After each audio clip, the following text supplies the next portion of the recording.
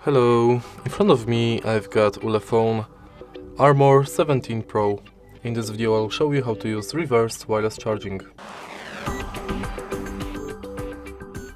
In the beginning, let's go to settings and enter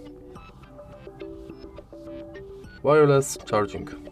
Go to wireless reverse charging and now simply switch this button to enable this function.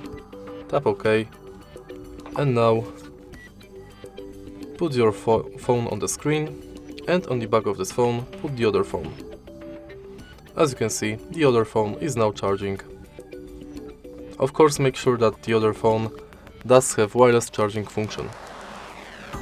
And that's basically it. If you find this video helpful, please leave like, comment and subscribe.